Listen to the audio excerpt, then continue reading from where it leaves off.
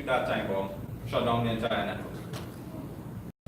What would you do if you're put into that position?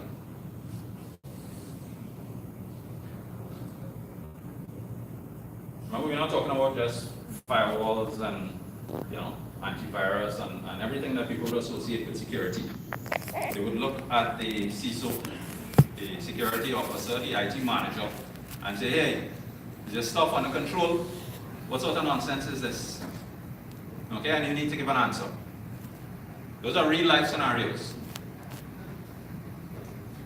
Okay? So basically in those two scenarios, scenario number one, customer at the end of his rope doesn't know who to turn to. I know about the incident. He doesn't consider Checkpoint because he thinks that what we do is firewalls. Okay? I said, well, what do you have to lose? Give these guys a call. Okay? Within 24 hours, we shipped an appliance down to his site. Within 2 days, we found what the malware was, reverse engineered it, and sent it to the operating system vendor to create a patch. Okay? Scenario number one. Scenario number two. Our guys who work on the dark web, okay, spoke with the customer, gathered some information, and we found 6 people that were employees conducting industrial espionage. Okay, and we were able to find this from information that they were sending from their homes, okay, from their personal email accounts, and circulating between themselves, and actually selling some of that to competitors. Scenario number two, additionally, we found 13 of their executives where their personal emails and their corporate email accounts were hacked. The customer was doubtful. We put all of their information in a spreadsheet, including their passwords, and sent to them and say, hey, can you confirm? Right? So remember, we're not talking about firewalls and the typical what people would associate with security, and what our competitors would come and say, hey, we have something. So no, nobody has anything similar to this, and that's why we are where we are, and that's why we're in these type of organizations. Any questions so far? Okay, so we're still on free stuff, right? Good. Yes. All right, so we just spoke about this cyber extortion, blah, blah, blah. Okay? All right, this is the Zone Alarm product that we spoke about, the home-based system. So basically, if you want to think about a next generation antivirus that does a lot of stuff, this solution has the capability, if you get infected with ransomware, we will restore the files. Okay? We have that for corporate solutions, and we also have it for home users. Okay? I dare anybody to find another solution that does anything close to this. If you do, please let me know. Okay? And again, it's all complimentary. For folks that are not familiar with Zone Alarm, it's a solution that we own, of course, has been around for over 2 decades, has over 100 million subscribers, and has been rated as the #1 home end user solution by PCMag and a bunch of other testing organizations. Okay, Checkpoint, being the marketing geniuses that they are, has a corporate solution and they have a different name for it. Go figure, right? And now that corporate solution has to go through different tests, okay, to get equivalent accreditation. I don't know what these guys think, but maybe they know better than everybody else. Okay?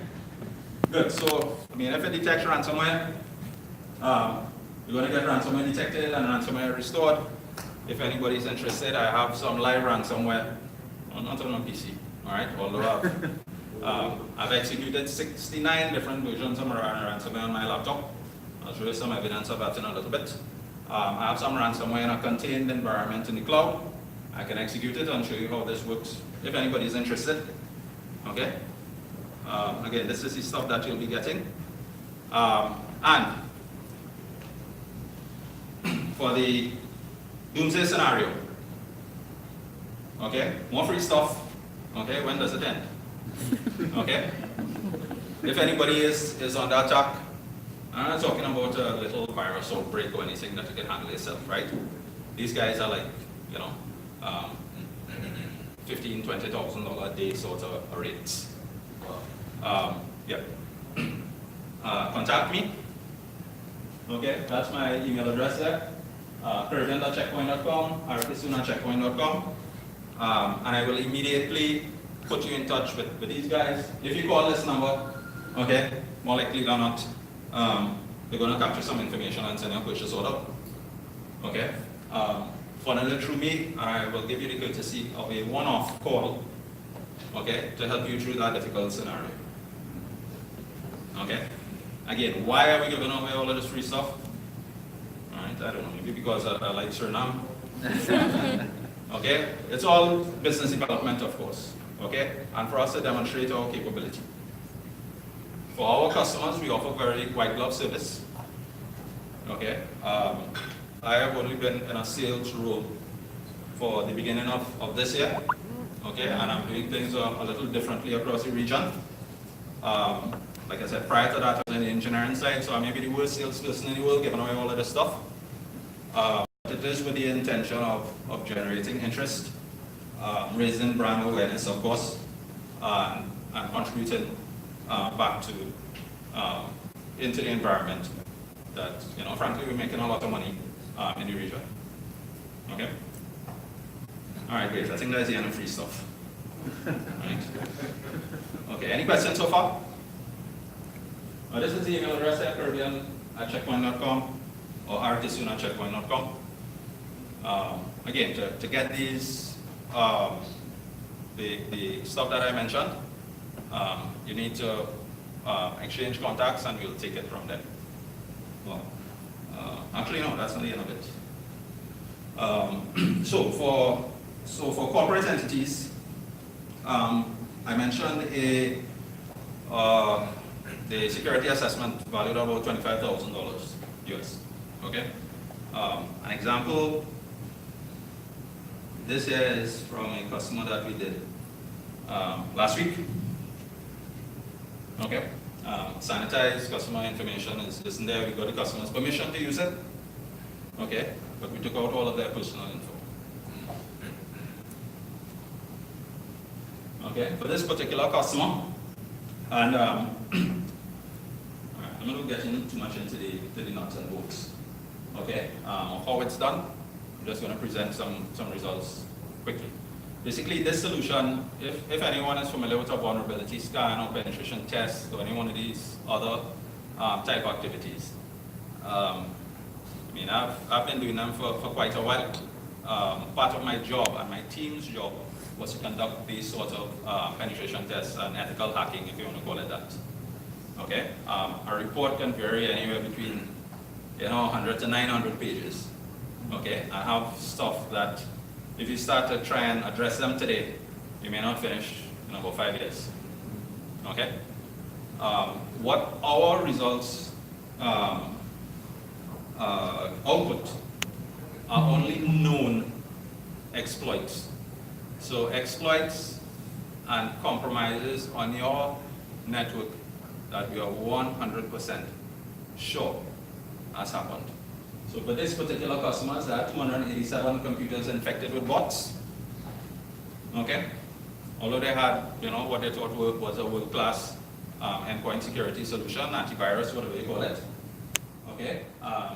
21 downloads of malware, 14 vulnerabilities that were exploited. Okay? 114 DLP events. This particular customer, someone in their HR department, unfortunately got fired after this report. It found that someone in the HR unit was blind copying a competitor salary information on confidential documents. Okay? So, so that's, I don't enjoy that sort of stuff. When I saw it, my heart broke. But, It's not something that you're really supposed to be doing, right? 18 high-risk web apps, more importantly, besides being a security threat that, the C-level will say, so what, go fix it. Okay, it also correlates some sort of cost indirectly. Okay, because if you're using 96 gigs of traffic, basically, internet bandwidth isn't free, right? Yeah. Good. And I think we have a couple telcos in the room. Okay. What we have, in addition to being able to control this at the customer level, we have the ability to implant this into telcos so they can basically manage that information intelligently. Okay, and if they choose to scrub that traffic and offer a service called Clean Pipe to their customers. Okay. More high-risk web applications. Oh, and something that's very interesting that a pen test, vulnerability test doesn't even touch is we found 15 cloud applications that being used in that organization, which doesn't really ring a bell, but the IT director said, hold on, we host everything internally, we have no cloud apps. How does that make sense? What this uncovered was that HR department, procurement department, the finance department, all took out cloud services without passing it through the technology unit. Does that sound familiar? Good. So it gives visibility of that. Okay. Who, when, why, where, what, okay, is taking place. Sounds good? Yeah. All right. So I just wanted to introduce Mr. T. Trav. Yeah, Trav is our regional engineer. Yeah, the handsome guy with the beard in the back there. Yeah. So if anyone is interested in this security assessment, more likely than not, he's the one that'll be bugging me for a business class trip across here, and I'll tell him no. Fly the back of the plane in middle seat. Okay. Yeah. So this here is what the quote-unquote summary would look like. Of course, you get all of the details, where these things are happening, which countries people are communicating with. We don't want to spend too much time on this. A lot of technical mumbo jumbo. All right. The type of malicious applications, web apps. This was DLP. Okay. If people are sending like credit card information in the clear, okay, would be interested in for financial institutions, we're able to map that to like PCI DSS, for instance. Even if you're not in the financial vertical, you would want to know if your co-workers or employees or colleagues are behaving in a promiscuous way on the web. So when I mean promiscuous, I mean you don't want to be sending credit card information via email or on unencrypted websites and so on. So that still is a risky business you'd want to know. All right, files uploaded, what people are doing. Okay, this particular customer also, and it's a pet peeve for a lot of IT directors, IT managers that do not have visibility of their facilities infrastructure. When I say facilities, the folks that manage the doors and the man guards and the swipe cards, sometimes that is separated from IT. Okay, cameras, physical infrastructure. Back in the day, okay, that was mostly controls, SCADA, okay, but now it's running over IP. And unfortunately, the IT department has no visibility over it. You still have the facilities department running that. Okay, so in this particular case, we were able to pick up some threats on the IP camera network and a few other non-traditional IT systems. Okay, so I mean, for me, that's great. A pen test is not going to pick this up. Right? So we look at vulnerabilities and stuff that are happening, not vulnerabilities, exploits that are happening in the cloud. That is pretty useful. Stuff that is happening on the facilities network.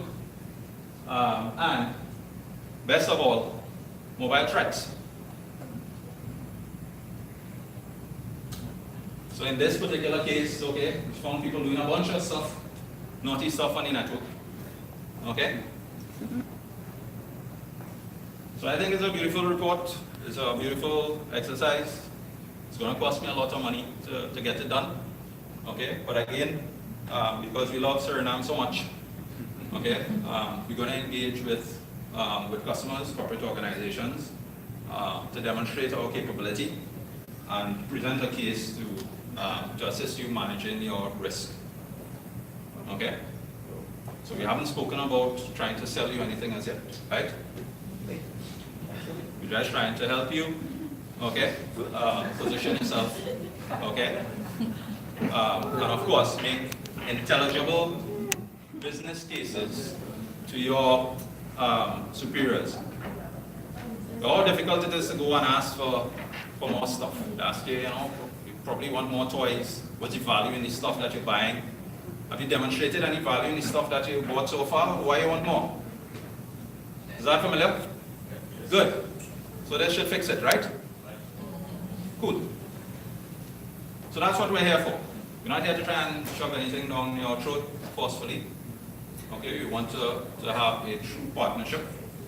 Okay, and again, demonstrate our capability and help you justify getting the tools and the systems that you need for your business. What else? All right, more. Okay, endpoints. Okay, cool. And this is one of the, I think, the cooler parts of the report. It shows you the breakdown of traffic, bandwidth use. Okay, so again, from a commercial standpoint, you see where money is being not spent, but how your money is being used. Okay, with your current infrastructure. Okay, this particular customer. All right, YouTube, people use it for business purposes. Yeah, 13.6 gigs. All right, maybe yes, maybe no. Okay, and the reason that we can, I shouldn't say can, the reason that we track and collect this information is because we have the ability to regulate and control that, okay, moving forward. With quality of service, with maybe using quotas, maybe by integration through Active Directory, for instance, only allow a certain group of people to access certain applications or online content. Okay, not that we want to be the internet police, but again, you want to make sure that whatever investments that your organization is making in security, in network, bandwidth, whatever, is well utilized. All right. Rest of this, a bunch of technical mumbo jumbo. All right. So when does the presentation really start? It starts now. Bellini, how are we doing for time? You okay? Actually, I have 5 minutes. 5 minutes? Okay. So you spend the first maybe hour talking about free stuff, right? Good. All right. So, second part is where we speak about business challenges. I just listed a snapshot of some of what our customers have articulated to us. It's not an exhaustive list. I'm sure you have more. Okay? What we're going to speak about after lunch, I hope that most, if not all of you, return, is something called APT1 or APTs. By show of hands, how many of us have heard about APT? Advanced Persistent Threat. Good. All right, not you, you're showing off. Bear man. No, keep your hand down. All right. So APT, basically an advanced persistent threat, is, I think the name is self-explanatory, but they come in different formats. The first APT was uncovered by an organization that is owned by the CIA called Mandiant. Okay, I had the privilege of being director of security for telco, again covering 42 countries. So these folks reached out, and basically the conversation went like this. Roland, we're seeing some unknown traffic emanating from 15 countries where your organization has a presence. Okay? We would like your assistance to help identify that traffic and find out what it is. So that's what we're going to talk about after lunch. Right? Yeah. And it's a great story. What's best about it is that the story is true. So, okay? Yeah, I'll hand over to the lady now to... Is it long? Because, oh, you want to wrap up? Yeah, we yeah, can I just... think it's better Okay, if cool. we all wrap up now, so we just have lunch and, you know. Fantastic. All right. It's So Friday. Yeah. I'll give you the quick and dirty version. Let me just... go ahead. All right. So, when I heard about that, you know, the hair on the back of my neck stood up. I mean, I had a lot more hair back then.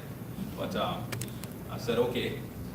It was very exciting, okay, for somebody like me to get a call from, you know, an organization like that to ask for my help. So I immediately said yes. My legal department, however, had something else to say. Okay? So fast forward 6 months after going back and forth and almost losing my job for making that commitment. The legal departments between this organization and mine sorted it out. They shipped down some appliances. Of course, it didn't only involve that, it involved the local enforcement agencies who we had to inform also. Okay, so it was a pretty complicated process, but anyway, forget about that. The interesting thing is, basically what was uncovered was the first advanced persistent threat known to the world. Okay? They infiltrated, when I say they, I'll come to who it was, organizations, including the Department of Defense, who is supposed to have the best security in the world. Right? The US, okay? And organizations all over the world. So the perception of being hacked or breached is what? Somebody bringing down your network and red lights going off. Not with this. These guys were in these organizations exfiltrating data. Okay? And Leslie's presentation and hands-on demo on data was so, I think, telling. But how valuable is that data to you? Just imagine the value of that data to your competitor or somebody else that wants to sell it. Okay? Your entire business could collapse if somebody has all of their business intelligence, right? So basically, these guys, for years, okay, and when they checked the forensics, the logs only went back so much back, okay? That was in 2008, okay? So they tracked activity back to 2006, 2 years before. They didn't have logs before. Okay, so who knows how long it was happening? Okay? Good. So in 2008, APT Advanced Persistent Threat 1 was uncovered. I'm proud to be part of that ecosystem and to have contributed to it. Coming out of that, an organization by the name of FireEye was developed, partially owned by the CIA again. Okay? And they came out with a solution to prevent that called the sandbox. You know what the sandbox is, right? Good. We wouldn't talk about technology. Let's stick to this a little bit. The organization that carried that out, and the reason they know all of this was that they reverse engineered the threat, okay, and carried out the attack on the attackers. Yeah. Okay. Anybody familiar with this? This star looks a little familiar, right? Okay, so this is the emblem for the People's Liberation Army of China. Okay, at the time, the unit contained over 4,000 dedicated hackers. Okay, if you go Google it, you will see what the building looks like. Okay, you will see where there's a white paper on the org structure. Okay, a white paper on all of the information that it gathered. Okay, and the names of the individuals that were involved, all 4,000 of them. Okay, so it wasn't guesswork or a conspiracy theory. Okay, so all of the evidence is there, beautiful white paper. Okay, my name is not in it though, but you know, at least I have this story to tell. Okay, where are we? Okay, so the point of talking about an attack that took place in 2008 is what? That's 10 years ago, right? As old news, stale news. What's the point of talking about something that happened 10 years ago? Anybody care to guess besides Beardman? Take a wild guess.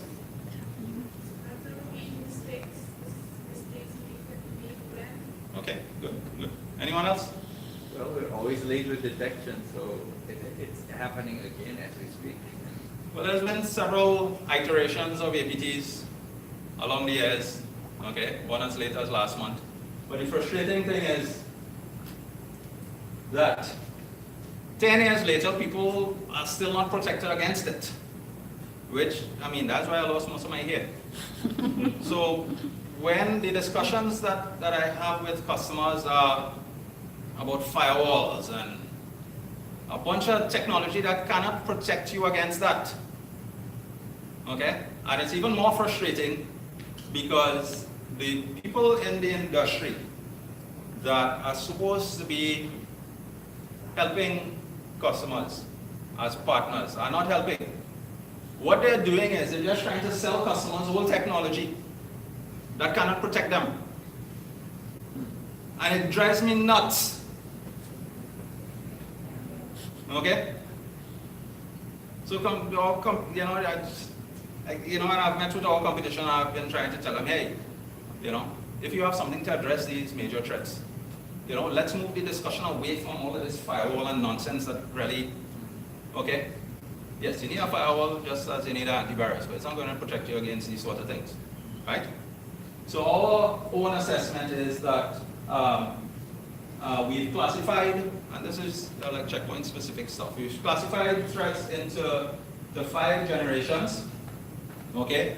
And a generation 6, which I'll speak about shortly. So generation 1 is like virus attacks. Most people should have antivirus, right? Corporate and home, with the exception of phones. So many people have protection for viruses on phones. Okay, all right, good, good. Okay, network type attacks, Gen 2, application type attacks. Okay, so this here is where our competition is playing. They come in and they say, hey, you know, they have this and it's very cheap. But what's the point? Okay, what we've seen in the region, and actually this is not in the region, this is worldwide, from our own internal assessment and surveys, is that the majority of customers worldwide, okay, are only protected up to maybe generation 2.8. So think about that. 10 years ago, we saw all of this, and people are still talking about firewalls, and you know, it's frustrating. Right? Generation 4, okay, payload type, generation 5, mega attacks, okay? And these are attacks that are coordinated worldwide. You need a certain sophistication of technology to be able to address that. Okay, a firewall isn't going to protect you against that. Okay, so let's move the discussion away from it. All right, so that's the reason for mentioning a 10-year-old attack. Okay, because people don't have that sort of protection on their infrastructure. All right, so this here is a little description of it. Generation 1, viruses, internet attacks, exploits, okay. Generation 3 actually is protected by IPS. By show of hands, how many people have IPS? Either with a UTM integrated or separate?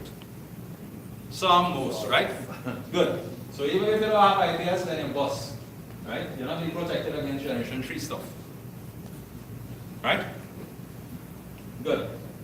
Okay, generation 4 targets the unknown polymorphic attacks. Okay, this is where artificial intelligence comes in. Okay, so the bad guys aren't, a fellow in his underwear sitting in his basement anymore. These guys go to work in a building, okay, and work towards evading technology and gaining access to your data for retail purposes. Nobody does this for fun anymore. Okay? Alright, and generation 5. Now, getting into the presenters, you spoke about IoT.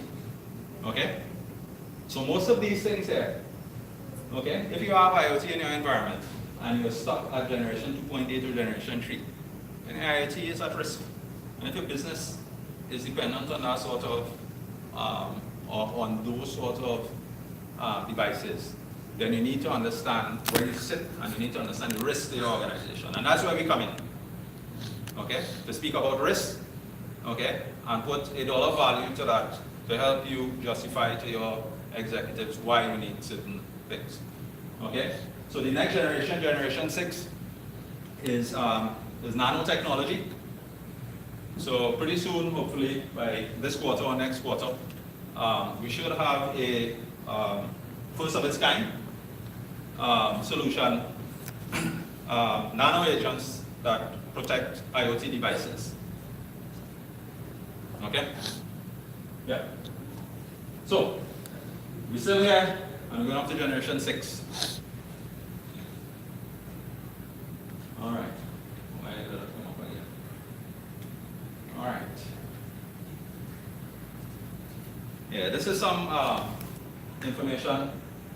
I think as of today, this is your population. I don't know how accurate that is. So while you're speaking about IoT, I was gathering the most current information. This report came out. It's an IBM-sponsored data breach report that is issued annually. The cost per incident, okay, per user. Basically, they've done some commercial analysis on it, okay, on a per capita basis. So I'm using an arbitrary example here, not to pick on government, but it's the easiest one because, like I said, the government is responsible for the well-being of its citizens, okay. On a per capita basis, if you multiply, what is this? 569 was 570,000. By, I'm using an easy figure here because my math isn't that good. By $100, okay, we're looking at, how much is that? 50 million. Oh yeah, 56 million, right? So the country stands to lose about $56 million directly or indirectly, okay, for every major breach that happens. There was speak about, in the presentation, about adopting technologies at a country level. Okay, these are things that you need to consider. Integrating business units from the government. These are things you need to consider. Leslie spoke about the driver's permit, having that information available on the internet. These are the things you need to consider. What is going to be the financial impact if something goes wrong with that? Okay, so if and when you all decide to roll out these sort of solutions, you need to build in, okay, these things from the onset. I'm not saying that you need to go with checkpoint, okay, although I'd love it to happen, but think about it, okay? All right, there's a lot to speak about mobility. Okay, again, this here is a live statistic for Suriname. Okay, as of today, there were 987,000 connections on mobile devices. 79% of those from prepaid devices, 69% through broadband. The population and country is supposed to have, depending on these organizations, to give accurate statistics, 175% mobile penetration, which means for every individual, you have 1.75 phones. Does that sound right? People have more than one phone, right? Okay, cool. Yeah. I have phone, yeah. Yeah. Extra. Yeah, well, that sounds like me also, right? Good. I'm not migrated iPhone yet. So what does that mean? Okay? That means what? To an organization, to a government, to the telco, it's good news. Right? But really, what does that mean to you as an individual or as someone who is responsible for managing the infrastructure of your organization? What's the correlation there? A lot of headache because everybody wants email on the phone, all right? And most of the times, whether it's a corporate phone or not, you have a lot of stuff there that doesn't belong on a corporate network, right? And now businesses are using applications that weren't built for the corporate network. But now it's become so intertwined with your daily operations that they can't do without it. Okay? Now what's the impact of that? Facebook. People use Facebook for marketing, sales, all sorts of different things. Okay? Were you part of that breach? Okay? How do you protect against that? Questions that you need to ask yourself, right? So the device that is being used most for business isn't this. The reason I have this is, I don't know. Why I don't really use it, right? I don't have an explanation as to why I have it. Okay? Maybe because I like when I'm going through the airport to put something in one of those bins and keep them back a few extra minutes. Extra carry on. Yeah. Right? Yeah. Okay. So this here is very recent. 380,000 passengers. This here is pretty recent. I think this was October the 4th. Okay. Very recent incidents. Okay. And the importance of that is people are using and adopting mobile devices more and more. Mobile, IoT, whatever you want to call it. Okay? And using PCs and laptops less and less. Pretty soon I'm going to be a dinosaur walking around with this, right? Good. And that's a global trend. Okay, what happened? Good. Okay? So in 2016, okay? Basically we stopped tracking this at this point in time because that's where, we found, hey, checkpoint. We need to have a mobile security solution. You have all sorts of stuff for the desktops and laptops and your servers and the networks, sophisticated technology. But where's the corporate equivalent for that on your mobile? Is the risk less on your mobile? No. Of course not. Right? It's more. Right? So why aren't people investing in mobile security? It makes no sense. And I saw about 3 hands went up that I have antivirus on the antivirus will protect you against generation 1, my friends. Right? What about everything else?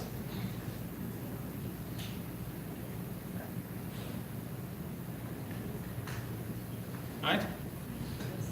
People don't use their phones to make calls anymore. Okay, except maybe old people like me. Right? People with phones that don't even, all they do is chat and text and, web browsing and access corporate apps and whatever else they do, except make calls. Right? Good. I promise not to speak about any solutions. I won't, only to mention that Checkpoint is the only organization in the world that takes the same level of protection we have on the gateways, on the endpoints, we have it on the mobile. Okay? There isn't a Gartner's magic quadrant for it, because you can have a magic quadrant with one person. Right? And there isn't a category for it as yet. Okay? Which is a sad thing. Okay? The only thing we can do is participate in independent tests, like Mercom and Forrester Wave and so on. Okay? And the report from that is, hey, block 100% of threats. Not only do we block 100% of threats, what is the risk of somebody, okay, what we have going on here? This sign here, people spying on your calls. What's the solution for that? We have the ability to block those things. Okay? How great would it be if your C-level knew that it was, I mean, the only way that they can get that information, okay, or to spy on a call or to have a man in the middle of attack, is if they go through a telco, and to go through a telco, you need to have a, basically a warrant, right? Putting aside that scenario, okay, nobody can put anything malicious on your phone, okay, and get any information from you as long as you have our solution. Okay, just wanted to, anyway, let's see how the time goes. Okay, I have a recorded demo of it. I can show how your username and passwords and information is captured. Okay, Trav actually does a live demo of it. Okay, of course we didn't come prepared for that. He was supposed to be at a customer site all day. He's supposed to do. So he's supposed to be at a customer site all day. What went on?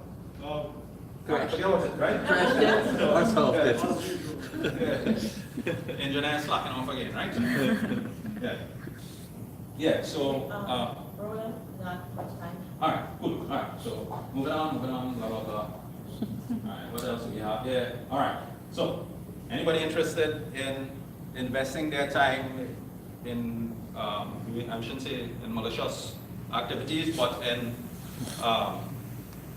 being on the right side of this business? Okay, this is the difference between the money generated between a mobile threat called Copycat and WannaCry. Okay? Some statistics, let me see what else we had there. Interesting. Okay, we spoke about digitizing personal information. Okay, this is an example of an organization that if Suriname as a country wants to digitize information and put citizens' information online, okay, organizations such as Equifax, okay, which is one of the more well-known breaches, cost this company $300 million. Okay, insurance only covered $75 million, so if you think insurance is going to cover you, okay, more likely than not, no. Okay, I wanted to talk a little bit about this, we don't have much time. IoT SCADA robotics. This here came out 2 days ago. Okay, again, generation 5, generation 6 attacks. Not even, I wouldn't call names, but very few organizations out there, okay, are protected against these Gen 5, Gen 6 attacks. Alright? It's not that I'm picking on the Chinese, but they're on top of the game. Okay? To be able to conduct that attack, you need to have a certain level of sophistication and skill set to do it. Alright? Yeah. So, and this here goes for the IoT devices, because those chipsets, basically, they're on the Raspberry Pi, they're on almost every device that you can think about. Okay? There are probably maybe two chipset manufacturers that own more than 98% of the market. Okay? More generation attacks with generation 5, 6 attacks. Okay? Hackers steal casinos' customer data. Okay? Via fish tank. Okay? IoT. So some examples of where these devices that are being put on the network without much thought, okay, and connected through your system. Okay, Checkpoint recently released a few weeks ago a major threat for fax machines. Okay, that and people may say fax machines, somebody use that. Okay, a lot of organizations still have fax machines, and how many organizations have IP-based printers and e-faxes and so on? Most everybody, right? Or desktop or a printer on the CEO's desktop in your office. That is a multifunction printer. The threat remains there still. IoT, okay, more IoT stuff, alright? Hackers, mess up Jeep. Alright, I think I'll shut down there. I promise not to go into any checkpoint solutions. Okay, if anybody is interested, okay, let me know, and we can probably do a one-on-one session or a group session remotely. That is about for me. Thank you very much for your time. Again, Caribbean.checkpoint.com, rksoon@checkpoint.com.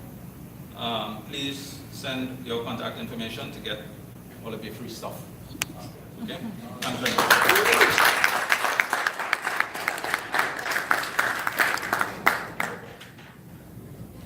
Thank you, Roland. For some reason, I always become very depressed when we have a cybersecurity session, for some reason. I think we'll wrap up the day. I hope you have all have some homework to complete in your own organizations. We've had the RPA, IoT, the power of data analytics, and of course we've had cybersecurity. It's all been very extensive, a lot of information, but I do hope that we really, as a nation, because this audience is quite diverse. We have the government, we have education, we have the private sector here. We all need to get on in the discussion with each other, that it has to be an integral approach on how we think about ICT and the way to move forward. I will close, well, today we're finished, and hopefully